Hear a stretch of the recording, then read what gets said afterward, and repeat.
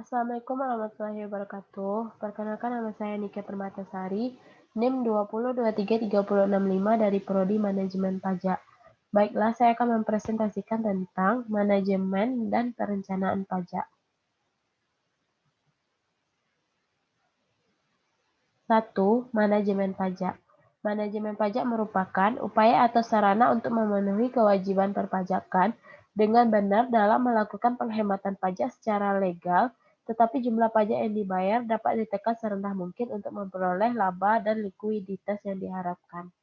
Manajemen pajak sebagai proses perencanaan, implementasi serta pengendalian kewajiban dan hak di bidang perpajakan sehingga pemenuhannya dapat dilaksanakan secara efektif dan efisien.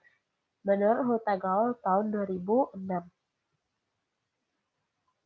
Pelaksanaan kewajiban perpajakan. 1. Memastikan pelaksanaan kewajiban perpajakan telah memenuhi peraturan perpajakan yang berlaku. 2. Apabila pada tahap perencanaan pajak telah dilakukan sesuai dengan faktor-faktor yang akan dimanfaatkan untuk melakukan penghematan pajak, maka langsung selanjutnya adalah mengimplementasikan baik secara formal maupun material. Yang ketiga, harus dipastikan bahwa pelaksanaan kewajiban perpajakan telah memenuhi peraturan perpajakan yang berlaku. Keempat, manajemen pajak tidak dimaksudkan untuk melanggar peraturan, dan jika dalam pelaksanaannya menyimpang dari peraturan yang berlaku, maka praktik tersebut telah menyimpang dari tujuan manajemen pajak. Prasyarat manajemen pajak. 1. Memahami ketentuan perpajakan. Pemahaman yang baik atas aturan perpajakan dapat dimanfaatkan untuk menghemat beban pajak. 2. Memahami tujuan manajemen pajak adalah efisiensi dan efektivitas dalam pemenuhan kewajiban pajak. Yang ketiga, memahami dan mengidentifikasi transaksi dan penilaian yang memiliki konsekuensi pajak. Yang keempat, dokumentasi dan pembukuan yang memenuhi syarat. Dokumentasi merupakan bukti transaksi dan dasar dalam menentukan pajak, sedangkan pembukuan adalah bagaimana dokumen dicatat dan dilaporkan, baik secara akuntansi atau secara perpajakan antara akuntansi dan pajak. Terkadang ada perbedaan secara membutuhkan perhitungan ulang. Objek manajemen pajak. 1. Pajak penghasilan badan dan pribadi antara lain pajak efisiensi dan optimalkan tax deductible expense. 2. Pajak pihak ketiga PPH antara lain tax deductible optimal dan administrasi efisien. Yang ketiga PPN yaitu administrasi efisien. Tujuan manajemen pajak. 1. Finansial mikro, yaitu meminimalkan laba setelah pajak. Yang kedua, organisasional makro, yaitu memaksimalkan laba setelah pajak. Yang ketiga, praktikal, yaitu mengurangi potensi ditemukannya item oleh petugas pajak dalam proses pemeriksaan yang akan menambah kewajiban pajak. Yang keempat, konsep umum, yaitu memenuhi kewajiban perpajakan sesuai ketentuan yang berlaku.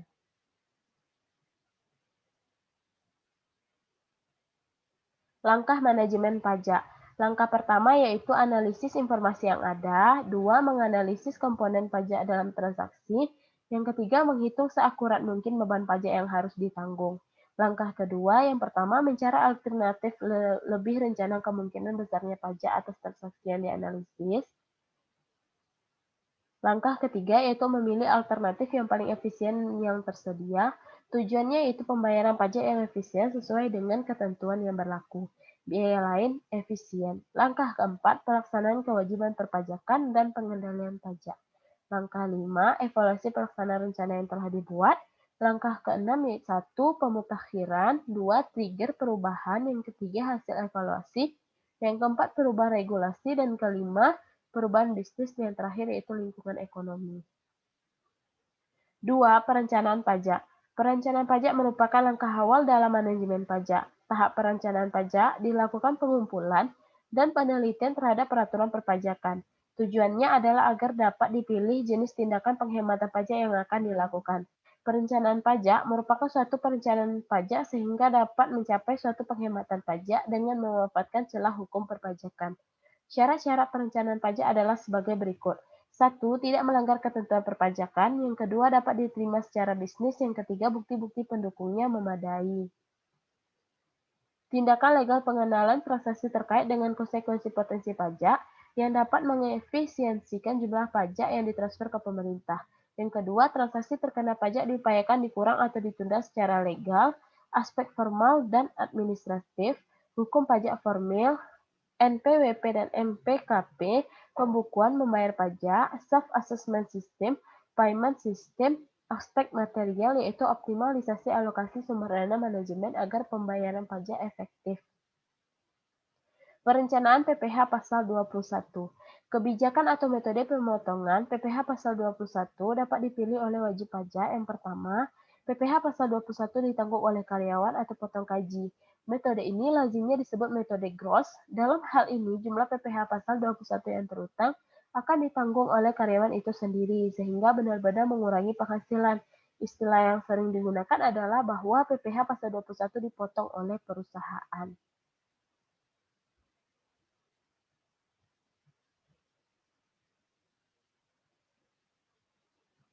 Yang kedua yaitu PPh Pasal 21 ditanggung perusahaan ditanggung. Metode ini lazimnya disebut metode net. Dalam hal ini jumlah PPh Pasal 21 yang terutang akan ditanggung oleh perusahaan yang bersangkutan. Gaji yang diterima oleh karyawan tersebut tidak dikurangi dengan PPh Pasal 21 karena perusahaanlah yang menanggung biaya atau beban PPh Pasal 21. Penghitungan PPh Pasal 21 tersebut tidak dilakukan dengan cara gross up. PPh Pasal 21 yang ditanggung perusahaan tersebut tidak boleh dikurangi dari penghasilan bruto perusahaan karena tidak dimasukkan sebagai faktor penambah pendapatan dalam SPT PPh Pasal 21.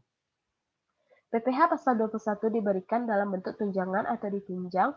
Metode ini lazimnya disebut metode gross up. Jika PPh Pasal 21 diberikan nama bentuk tunjangan, maka jumlah tunjangan tersebut akan menambah penghasilan karyawan. Dan kemudian baru dikena PPh Pasal 21. Dalam hal ini, penghitungan PPh dilakukan dengan cara gross up, di mana besarnya tunjangan pajak sama dengan jumlah PPh Pasal 21 terutang untuk masing-masing karyawan. Seperti selalu kebijakan PPh Pasal 21, metode gross akan terlihat memberatkan perusahaan karena jumlah penghasilan karyawan akan bertambah besar sebagai akibat dari penambahan tunjangan pajak. Namun demikian, beban perusahaan tersebut akan tereliminasi karena PPh Pasal 21-nya dapat dibiayakan. Di samping memberikan tunjangan PPh Pasal 21 yang besarnya sama dengan PPh terutang untuk masing-masing karyawan, perusahaan juga memberikan tunjangan PPh Pasal 21 yang besarnya berbeda dengan PPh terutang. Dalam hal ini, besarnya PPh Pasal 21 yang terutang lebih besar daripada tunjangan PPh Pasal 21. Maka kekurangannya bisa ditanggung karyawan dari karyawan atau ditanggung perusahaan. Jika kekurangannya ditanggung oleh perusahaan, maka perlakuan perpajakan menjadi non-deductible expenses.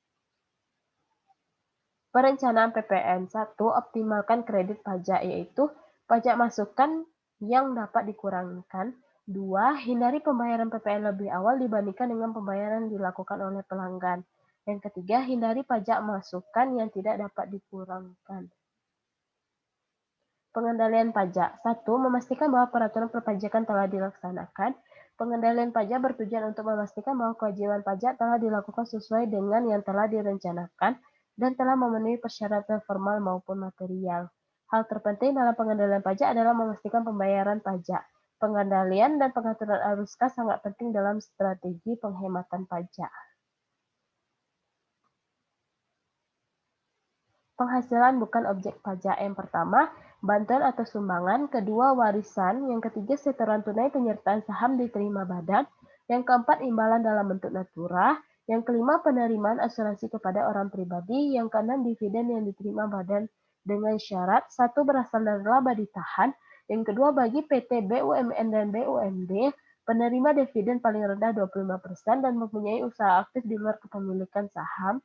Yang ketujuh, iuran pensiun. Kedelapan, penghasilan modal yang ditanamkan. Yang kesembilan, bagian laba yang tidak terbagi atas saham. Yang kesepuluh, bunga obligai diterima perusahaan reksadana. Yang ke-11, penghasilan yang diterima perusahaan Ventura. Demikianlah hasil presentasi saya. Saya akhiri dengan Assalamualaikum warahmatullahi wabarakatuh.